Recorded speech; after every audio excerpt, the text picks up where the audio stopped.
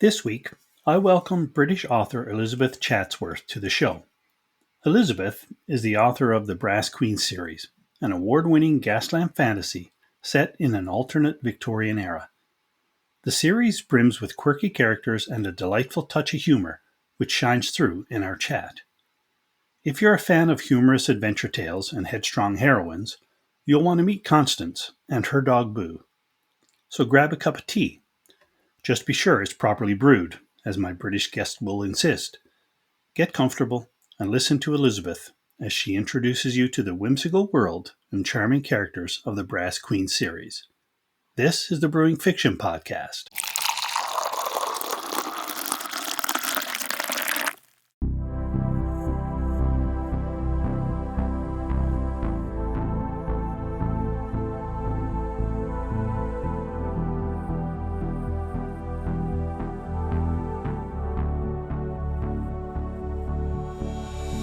Elizabeth, thank you very much for joining the Brewing Fiction Podcast. It's a pleasure to have you here. Thank you very much for having me. Yeah, you're very welcome. What we're going to start off with here is we're just going to slip right on into Author's Corner. And that is basically where you take the mic, tell us a little bit about yourself before we jump into the interview. Well, thank you so much for inviting me onto the show. I'm British. I lived there until my 20s and then moved to the US for a job, which was unrelated to writing. And I didn't actually start writing until I was approaching my 50th birthday. Essentially, I was talking to my husband about bucket lists and things I hadn't done yet. And I said, I always thought one day I might try and write some fiction. He said, well, what's stopping you? I said, well, I don't know where to start.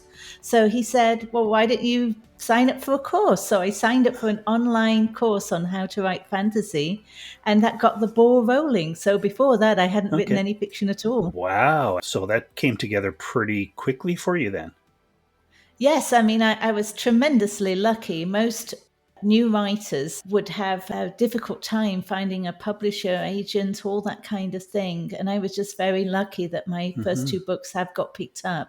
And now I'm working on my third. So it's just an amazing new career that I didn't expect to find as I entered my fifth decade. Wow. Well, congratulations on that. Good for you. I think we'd all like to have the same story to tell. Yes, I think the moral of my tale is it's never too late to start, because you just never know where just a whim might lead you. And for me, it's been a terrific experience. And I just highly recommend giving writing a go and just see what happens. You never know. Never know. Well, amen to that. What about the online writing courses? Part of what I like to do here on Brewing Fiction is I want new writers and not as seasoned writers as yourself. I want to share all the little tidbits that we can share to help us take that first or next step. So that online course you did, where and what's involved in that? Yes, well, the course was actually created by a New York Times bestselling fantasy author, David Farland, who wrote the Rune Lord series. So he's a terrific writer and person. He sadly passed on, but he did videotape the course. I believe you can still sign up for it. And it's called My Story Doctor. And essentially, you don't need any experience. You just went and did the exercises. And I did the first writing exercise.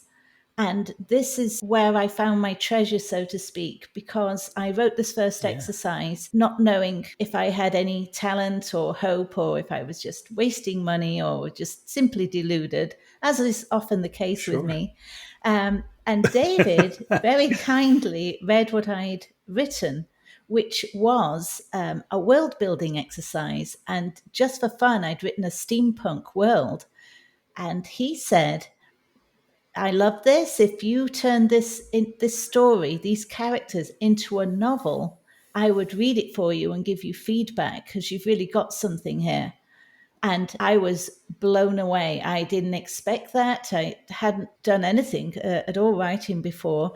And what he gave me was confidence to actually try and write that novel. So again, it was just super lucky that I met someone who was so generous a teacher as to give such a positive feedback that to a rank amateur. I mean, I didn't even know how to do quotation marks around dialogue. I was really a complete imbecile, but he saw something in the Wow. story, and Yeah. everything else you can learn if you can find that story in your heart. Punctuation and grammar and American spelling, which I didn't know.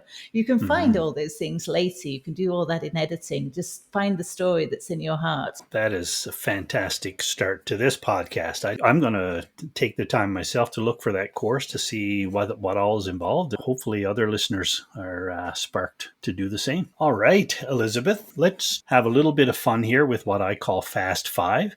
This is 5 word pairs that I give you to help us to get to know a little bit more about you without any interview questions to trigger it. So, Yes. the first is going to be where I always start. Do you prefer coffee or tea? May I answer both? It depends on the time of day. You may. And you know what? I spoke with Gabby a couple weeks ago, and I understand you and Gabby are friends, right? Yes. And Gabby had told me that, well, us British, we love our tea if it's brewed correctly. And do you feel Yes. the same way? Yeah. Absolutely. I never order tea in a restaurant because I know I'll be sorely disappointed, and I don't want to crush my spirit in that way. So I only make tea at home. Okay. Yeah. Make it properly. Yes. All right. Do you prefer print or ebooks? Print. I always buy ebooks and I think, oh, this will be great. I'll carry it around on my Kindle, and I don't. I just always pick up a print book. I just can't help myself. Yeah, there's something about the feeling and the smell. It is definitely different. Are you a plotter or a pantser? Plotter, an extreme plotter. I use Excel spreadsheets. It's just really sad. Well, is it though? I mean, you've obviously been quite successful in doing so. Yes, it works for me. I think for me, I like color coded charts and plot points. And I may go off the lines, and often the story is better for going off those lines, but I always start with a plan. Wow. And you say you use Excel spreadsheets, no other software or anything else to help you. I mean, there's so many writing programs out there, but you just stay with your spreadsheets? That's for the actual plot line. Once I Oh, start okay. writing, I start Yeah. in Scrivener Scrivener. Okay. because Scrivener is a terrific tool. I use it on the idiot level, basically. You can do wonderful things in it, but I need the simplest way to approach writing possible. Fair. So what I do is I'm a terrible typist too. So I will sort of type in little notes of different chapter points and get all those chapters sorted out. And I'll often hook up a mic and just speak into them as well when I'm feeling particularly in need of speed. And then later change that collage into a Word document. And then I do my editing in Word. Oh, wow. I've heard of Scrivener. I've never given it a try, but yeah, interesting. But you use a combination of Yes, programs. Yeah. it's great being able to use keyboard and a microphone. But the best thing about Scrivener is you can actually move around the different parts of the story. So that's where it's great. Because if you try and write an entire 100,000 word plus novel in Word, it inevitably you're like, well, where was that bit? And did that guy have Mm, blue eyes? And have I just already blown up this airship? I'm not sure. And it's just having all the bits, and you can label them to however really works for you to find things. It's more being able to find that information, and then you do the pretty writing once it's in Word. right. Okay. Great. Thank you. Do you prefer pen or keyboard? Pen, yes. Preferably a lovely fountain pen that I only use twice a year, but I just love things like that. If you're like me, I like back to school time. I don't know what it is about Mm. just picking out pens and notebooks. I don't know why I'm fascinated with that, but You yeah, I see, love a pen. that's the first step to becoming a writer, being fascinated with stationery items. It There you really is. go. Every Right. writer I've met has the same fetish for, oh, Is it's a that true? journal. I don't know what I'll write in it, but I have to have it. Absolutely true. Oh, there you go. And lastly, I'll ask if you go on writing sprints or more of a marathon writing session. I tend to write for about 2 hours at a time, if I Okay. can. And then I take a break, and then I'll go back to it later. Those are my longest sessions, but I've never Okay. sat down and done an 8-hour day. I think my head would explode. Okay. So you like you do it over a longer period of time. Okay. Yes.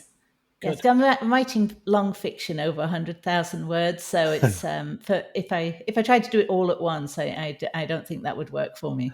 No, I guess you're right. Yeah. So is that a goal for fantasy writers? Is that 100,000 words kind of a good goal when you're thinking of a fantasy story? Actually, I was trying to write the shortest complete story I could. So I was trying to get all the building blocks in place, and then you Yeah. add the dialogue and the world building details and all the rest of it.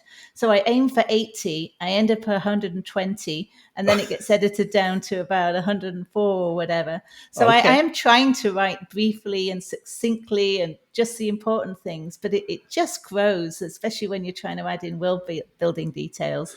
So I would Yeah. say, don't worry about it. Try and write the most succinct story you can, and inevitably it will grow. As long as it doesn't grow too much, you'll be just fine. And most publishers will accept 100,000 word fantasy novel without too much of an eye roll, because they are expected to be longer. Yeah, that's kind of why I asked the question, because I've heard a few different authors that I've talked with over the last year about fantasy is that it's always 100 or 110, 120,000 words. So I kind of Yes. figured that there must be a certain goal that fantasy writers have versus just fiction.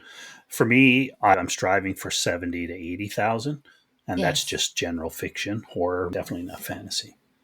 It's definitely easier to write longer than it is to write a shorter work, Right. because you have to be really on point to write a really good shorter work.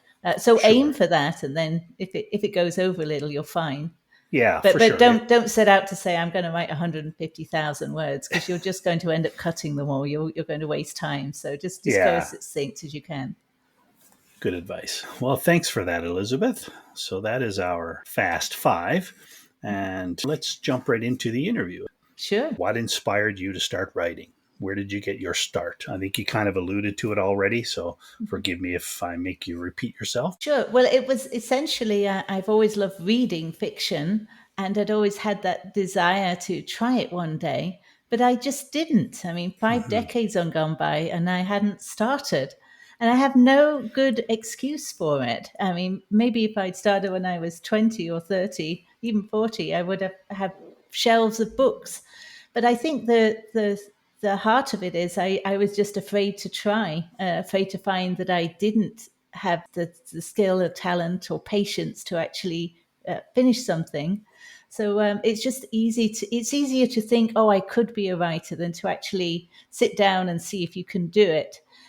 So I will credit my husband with encouraging me to just basically pick up a pen or a keyboard and have a go. Sometimes you just need someone to give you that little push to actually get started. But Right. if you can do that for yourself, then that's the way to go. Nice. Okay. So I just started to ask about your series, The Brass Queen. That is obviously the first novel that you tackled. Yes, The Brass Queen, 100,000 plus word novel, is my first piece of fiction, which is really weird. I Wow. don't recommend doing this. Write short stories or shorter books or something. But it was the first Yeah. thing I'd ever done, because Okay. my mentor had encouraged me to start this novel. So yeah, it was writing a giant fantasy novel isn't necessarily the easiest path into it, but it seems to have worked. So there again, if you fall into that, just go for it, and again, Just just see what happens. yeah, take what's presented to you, I guess, and run with it. That's great advice. Absolutely. Yeah. And that falls in the steampunk genre, is that correct? Absolutely. So, steampunk is sort of blanket term for an aesthetic that you can find in novels that have a pseudo Victorian veneer over them. So, it might Okay. be a murder mystery, but it's got a set in a pseudo Victorian setting with fantastical gadgetry, or it might be a time travel tale in a pseudo Victorian H.G. Wells inspired time traveling submersible, or who knows? But it's Yeah. more of an aesthetic. But Okay. another way to describe it is also Gaslamp fantasy, which is a fantasy novel set in a pseudo-Victorian world. So Okay. it's a fascinating period or genre to write in because you're taking something that is historically real, the elements of Victorian society that you wish to write about, whether it's the emphasis on scientific discovery and technology will solve all, and a certain huzzah, we can do everything. And Yeah. or it could be the other side of the coin where it's like the split between the haves and the have-nots, your street urchins and your lords and ladies. It could be airships and travel and romance and adventure. It can be many things under this veneer of almost Victorian, but not really. There's something strange about it. And I think that's what makes it interesting to people. Okay. Right. So, because there is this blending of some historical facts, do you do a lot of research, or are you comfortable being that it's fantasy and fiction that kind of goes out the window a little bit? Yes, I do historical research. The Brass Queen is set in my hometown of Sheffield in Yorkshire, in England. And Okay. in real life, Queen Victoria visited Sheffield in 1897, and there was a grand parade through the town, and everyone turned out, and there were flower archers and martial army parades and souvenir brochures, and the whole town went mad. It's the biggest thing that had ever happened to Sheffield at that time.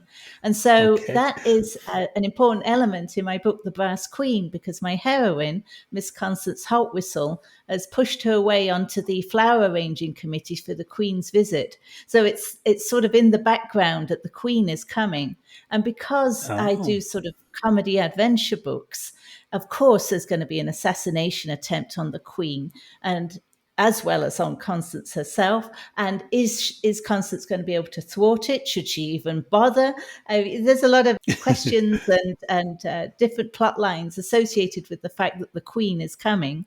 And of course, in right. my book, as it's an alternative Victorian world, Queen Victoria has actually become a mad despot. She has disbanded parliament. She rules 2/3 of the world with the steampunk army, with fantastical gadgetry and automatons and airships, and she's just really sort of a villainess of the piece. So it does raise those interesting questions as to whether you should be trying to save such a queen or not.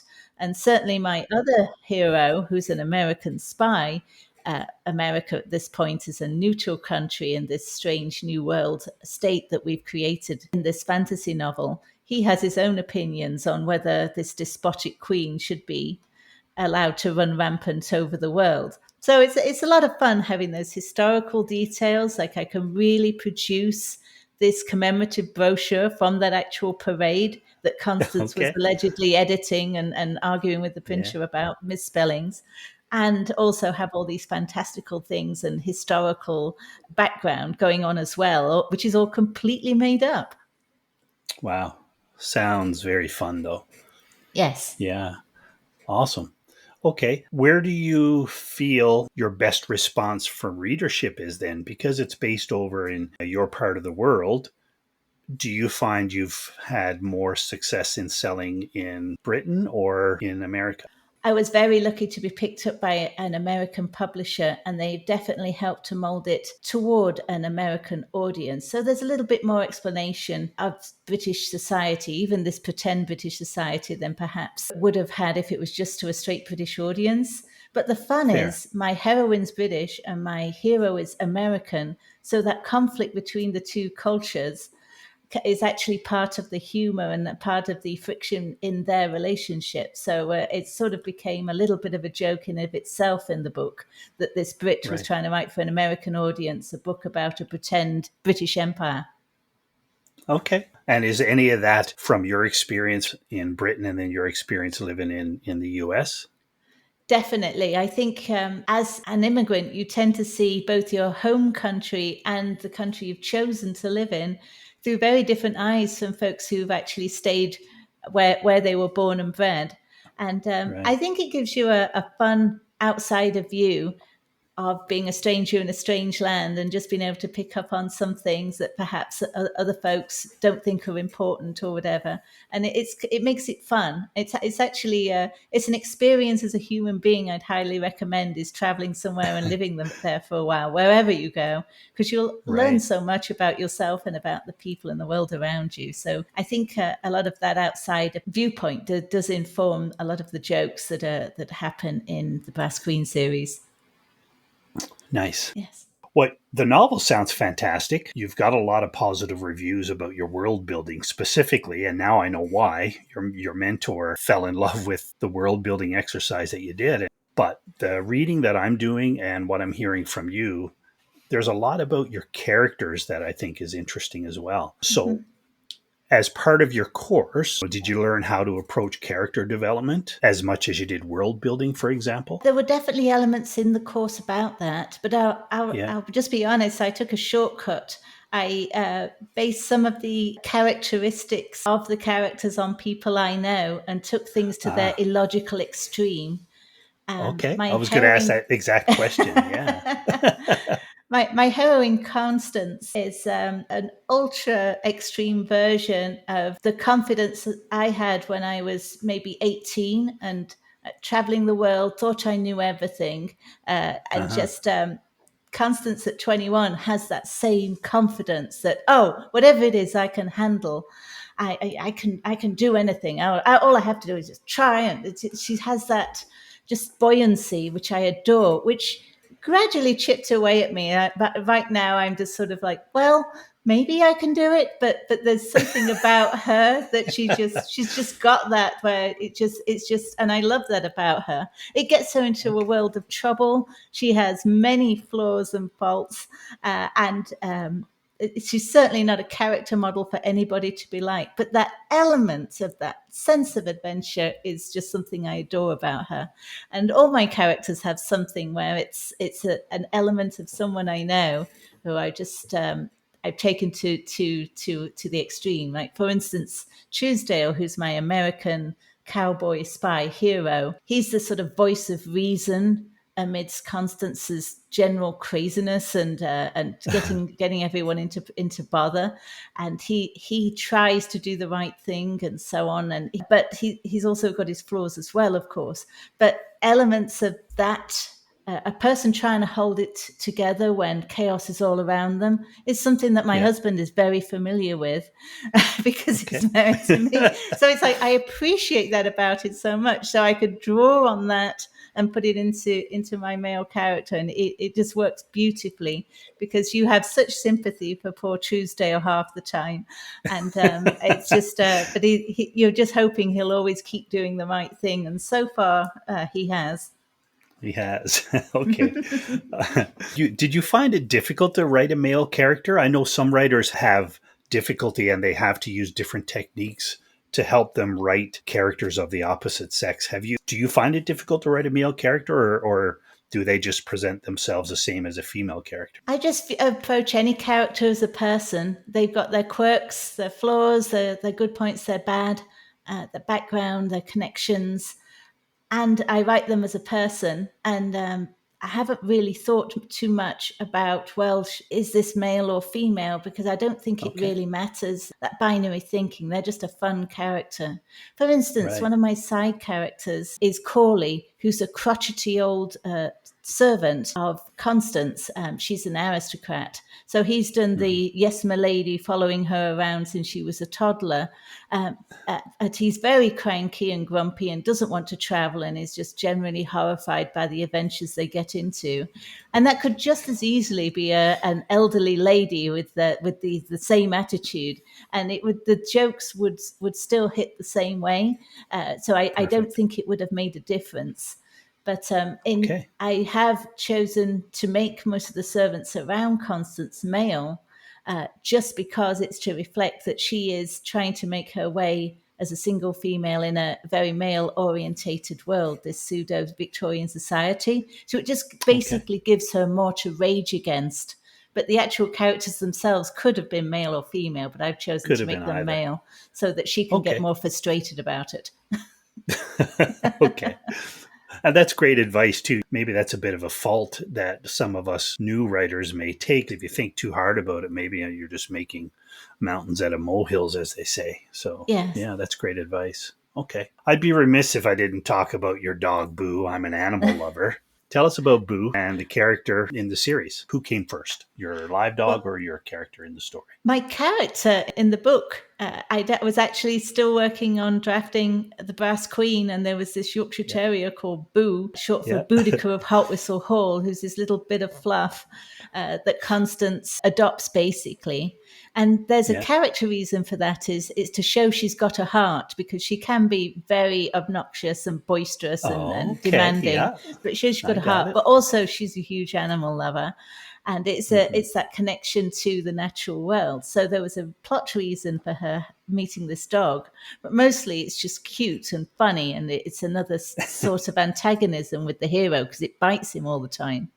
So my husband and I were talking about getting a dog and talking about adopting, and he's like, "Well, it's got to be a Boo." A Yorkshire Terrier. I'm like, what? Can we do that? And so we found this little dog to adopt, and Boo, the fictional Boo, was followed by real life Boo, and Boo has basically been a marketing tool ever since. God bless her. I mean, it's if you look at my Instagram account, it's 90% Boo and like 10% book. It's Right. really, but people really gravitate toward her. And she's got Yeah. an even bigger part in the second novel, where she is boo-napped by villains. She's actually part of the adventure. So no spoilers to whether she'll come back, of course, but knowing Right. Yeah. knowing Yeah. our fearless crew, I'm sure she'll make it out of there some way or another. I love that. Yeah, I noticed quite a few pictures on your Instagram of Boo. She's beautiful. Yes. How do you stay connected with your audience? Talking about Instagram, you obviously use social media. I love your website, by the way, as well. I think it's designed very well. Is that Thank you. designed professionally, just yourself, or a combination of both? I actually bought an off the shelf book website package, essentially a tool that you edit off Wow. a market that was called Envato. I'm not sure if it's still in business. So I bought Okay. this basic website and then just edited Yeah. it and put my photographs in.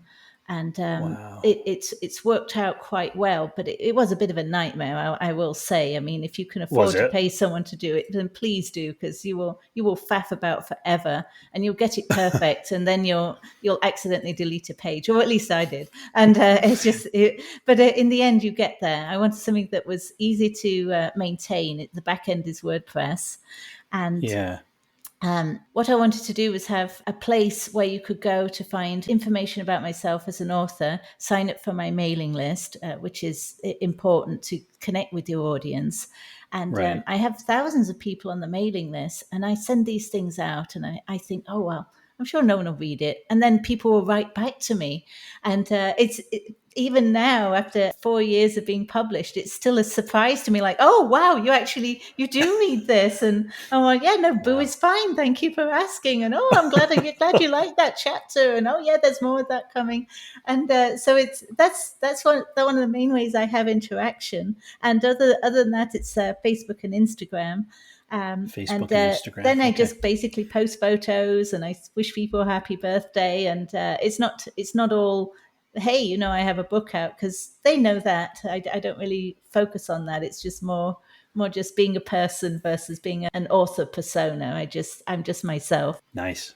Well, the package was well worth the money you spent, even though maybe you struggled. But I know myself, I've played around with websites. My own author website and the Brewing Fiction podcast website. I've played with two of those, building them from the ground up. So yeah, your website is very attractive. So Oh, well, money well thank spent, you. I would say. Yeah, you're welcome. Thank you. Yeah, I just wanted it clean and easy to read, and I think that's important. And not be too salesy. Just sort of, hey, this is what I do.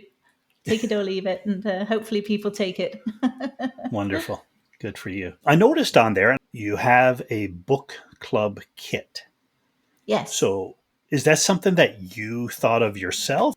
My publisher created book club kits for any author who requested them. And even a self-published author, though, could put one together in an afternoon. It's usually just some information about your book, but mostly it's about the questions that might get a conversation started about your book in a book club. And I Okay. think it's a great tool if you have one on your website that people can download. And if you're lucky, a book club will be interested in contacting you, and maybe you can even speak to them via Zoom. And that's Yeah, been a wonderful way to meet new readers. So I definitely recommend, if you're an author, having one of those on your website. I love it. That's great advice. Have you had book clubs reach out for that Zoom call? I saw that on your webpage that you would be willing to do a half hour Zoom session. Have you had any of those? I have, and it was exciting. I've got to say, Wow. as an author, it's a little nerve wracking because you don't know at this point. They've read your book, but you don't know them. Let's say there's 10 Fair. people there. Do 8 of them Yeah. hate the book and will tell you why? Or do they all love it? Or did only Yeah. half read it? I mean, what's it going to be like? So you don't know. But I was lucky when I showed up that everybody liked it. So like, oh, that's a win. Thank you. Thank heavens. Yeah. And they were so excited to have an actual author there because for whatever reason, readers sometimes think, "Oh, authors, might not want to talk to me or anything." It's like, no, I'll talk to you about these books all day. You just sit down, get yourself a cup of tea, and what do you want to know? So I'm just Yeah. excited anyone's interested. So I recommend doing it as an author and as a book club. Just if you're interested in an author, reach out. You never know; they might chat with you. Yeah, there you go. So, for all the listeners out there, elizabethchatsworth.com, and you can invite Elizabeth to your book club. Your publisher, you mentioned them, you're obviously happy with what they've done for you. Both your books have been published by Camcat Publishing, is that correct? Yes, that's correct. And I was very Okay. fortunate that they took a chance on a novice writer. At the time, they were a new publishing group. So I took a chance on them Okay. too. So I think we learned Hmm. together. But it was a good experience. They allowed me to Nice. do things that perhaps aren't quite normal for publishers, in that they allowed me to have input in my cover. And I actually worked with a cover artist to get my own cover designed, and they accepted it. And that was terrific for me. I just really enjoyed doing it because from day one I had this image of the Brass Queen series having these pseudo Victorian but fun covers, sort of a hand drawn kind of thing, handmade, if you will. And yeah, they went with that. So I was very fortunate they were open minded enough about things like that. Fabulous. So, I can assume that you're going to use them for your third book then? You'll stick Yes. with them? Well, actually, the publisher is in a transition phase at the moment that they may be being Oh, bought by a larger publisher. So hopefully oh, so. okay. So at this Yeah, point, stay fingers crossed. tuned. But either way, the third book will come out, even if I have to print it on paper in the kitchen and send it out to people. It will definitely come out. But hopefully, it Fair. will just continue in the same formats. I mean, right now it's in hardcover, print, audiobook. So hopefully, we can Audiobook, keep yeah. keep hitting those same formats. Right, right. Now, your audiobooks, did you by chance record those yourself? No, I didn't. I really wanted to. That was the plan, but it was the middle of the Yeah. pandemic, and basically Oh, the studios were closed down. So in the end, it just made more sense to use studios that were open in other parts of the country. At the time, I was in Connecticut, and we were just right. basically on lockdown, so it just couldn't meet the deadline. But I had two different voiceover artists to record each book, but they both did a great job, and they interpreted it in their own way. And maybe in the Yeah. future, I'll record a book. That would be fun. Who knows? Yeah, Maybe book because three. We'll see. maybe, yeah, because I understand you do voiceovers as well, or you have in the past, right? I've heard Yes. samples of your commercials and those kinds of things. So you are a voice actor, Yes, I've focused more on industrial. I've done a couple of games and things like that. So not right? audiobooks per se, but I Yeah. know these words pretty well, so I think I could take a crack at it. But that said, I'm sure the two ladies who have already done the series would have done a better job than I could do anyway. So I should just leave it in their hands, I think, at this point. Fair. Yeah. Maybe you can read something else down the road when Yeah, you're. do a short story maybe. Maybe that start out easy. There you go. Great. Okay, so looking ahead, what future projects are you excited about? Obviously, book three, but do you have anything else mulling around in your mind, or anything else Yes. you're eager to get at? I sure do. I have so many universes in my head. I've basically spent my life mostly daydreaming. So having just time and the opportunity to sit down and write them down, I could go so many different places. Science fiction and fantasy are my primary love, so I think I'll stay in those genres because anything can Okay. happen, and I love that. But I have ideas for a space opera, which is fun, sort of a little bit of Douglas Adams, not to compare myself to the master, and but that sort of comedy in space kind of thing really appeals to me. And there's so many Okay. more fantastical worlds that I could visit, steampunk and otherwise. I just can't wait. All these Yeah. characters in my head are just clamoring to come out, so I've got to get them out sooner or later, even if they're not in the Brass Queen series. Right, right. Well, I do have characters who basically tell me that Yes, this is how I want to be presented. So I think yes, they introduce themselves versus me introducing them in a story. So yes. I understand when you say you have the clamoring in your mind because they can be pretty pushy. Oh, well, they're the ones you want to listen to because they have a story to tell. Though those are the They guys you want to have sit down and tell you how they want to be portrayed and what actually happened. No, what really happened, and like drill in there right. because they know. They know. That's true. Toward the end of the podcast, I always like to give my guests an opportunity to read a little bit. Did you have something you wanted to share with the listeners today at all? Sure, I can read the first couple of pages from the Brass Queen, just to I give would you an love that. insight Absolutely. into my style of writing. So, as a Yeah, let's do writer, that. I can talk about the way I set this up. I wanted this to be set up as a science fiction adventure. So, although it's Victorian and we're coming into a young girl's coming out ball, which you think you know exactly what that's about, I wanted to point out from the very start that we're talking about alternative dimensions, portal travel, steampunk weaponry, and the fact that this young gal is actually a gunsmith who creates steampunk weaponry and is being hunted by assassins, but because of a legal conundrum, she's having to follow a traditional route of finding an instant husband so that she can hold on to her family estate. So there's a lot happening in chapter one. This is a big setup. But the first thing we want to know is that Constance is being chased by assassins, hosting her own coming out ball, and is basically eccentric to the extreme. So hopefully these couple of paragraphs I share here will introduce you to that. So the Brass Okay. Queen, A Night to Remember. It's Tuesday, May 18th, 1897, at the Royal Steamworks Exhibition Dome in Sheffield, England. The grass was always greener in another dimension. Miss Constance Haltwhistle imagined that in a parallel world she was actually enjoying her coming out ball. A taller, less red haired version of herself was waltzing in the arms of a dashing beau. Young noblemen, resplendent in white tie, were lining up for the opportunity to propose holy matrimony, and no one had tried to kill her in weeks.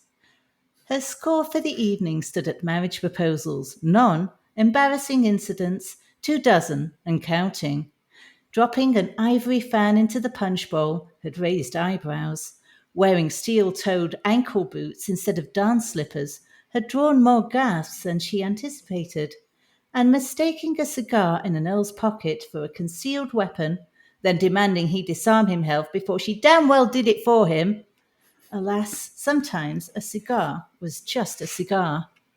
She strode through the crowd, recalled her need for an instant husband, and added a coquettish swing to her bustle behind.